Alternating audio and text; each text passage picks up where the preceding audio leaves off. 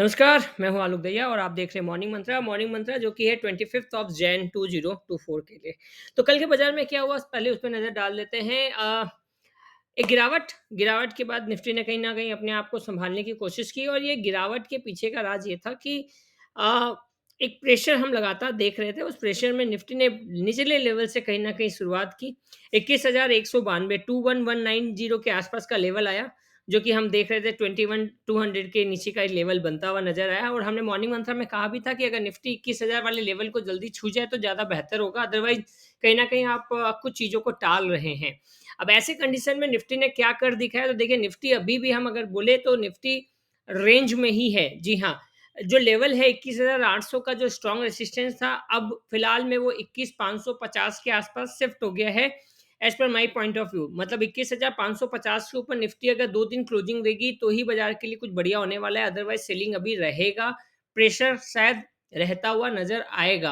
अब उस केस में ये है कि निफ्टी के लिए सपोर्ट का है, तो निफ्टी के लिए जो सपोर्ट है और मेजर सपोर्ट है वो 21,000 का है, 21,000 का है। निफ्टी को अगर टिकना है, आगे बड़ी तेज़ी दिखानी है, तो निफ्टी को 21,550 के ऊपर की क्लोजिंग देनी होगी लगातार 2 से 3 दिन। अब ये हफ्ता कैसा गया? 3 दिन का हफ्ता था, छोटा-सा हफ्ता था। ये जाँचना, परखना और बोलना बहुत ही मुश्किल है कि आखिरकार ये हफ्ता कैसा रहा, क्योंकि कहीं न कहीं बेयर कटेल भी हमने देखा, बुल कटेल की भी तेज़ी देखी, तो मिक्स रिएक्शन हमें कहीं न कहीं देखने को मिला है बाज़ार में। और एफआईआई की तरफ से लगातार बिकवाली जारी है, हालाँकि मैं इसको उतना तवज्जो नहीं देता। मेरा मानना है कि एफआईआई के बदले में डीआई अभी एक बड़ा स्ट्रॉन्ग कंपोनेंट बन के उभरा है मार्केट में।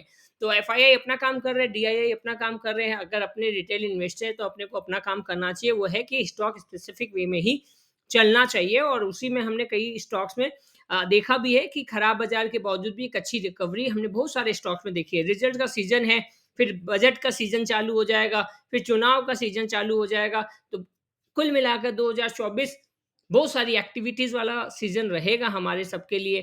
तो कहीं न कहीं आपको स्टॉक स्पेसिफिक होकर अपने पोर्टफोलियो कहीं न कहीं आपको बॉटम अप अप्रोच अपनाना पड़ेगा। आपको अपने पोर्टफोलियो का ज़्यादा ख़्याल रखना पड़ेगा इंस्टेड ऑफ कि पॉलिटिकली क्या हो रहा है और ज्योग्राफिकली क्या हो रहा है, राइट?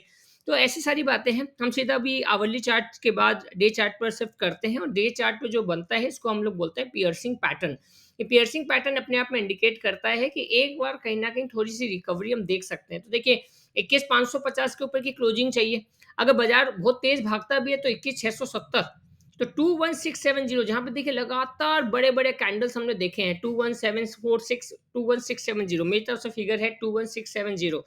तो इन सब के बीच में जहाँ पे मौका मिल रहा है, आप अपने स्टॉक स्पेसिफिक वे में पार्शियल प्रॉफिट बुकिंग करना हो या कहीं पर फुल एग्जिट करना हो, वहाँ पर आपको आपके रिसर्च एनालिस्ट और आपके इन्वेस्टमेंट एडवाइजर आपको हेल्प ज़रूर करेंगे। बट मेरा ये मानना है कि चार्ट जो बोलता है पियर्सिंग पैटर्न यहाँ से थोड़ी-सी रिकवरी अगर आती भी है साथ, तो वो 21,670 तक जा सकती है। 21,550 के ऊपर की हमें क्लोजिंग चाहिए 2 से 3 दिन बढ़िया तेज़ी के लिए या बढ़िया एक स्टेबिलिटी के लिए बाज़ार में।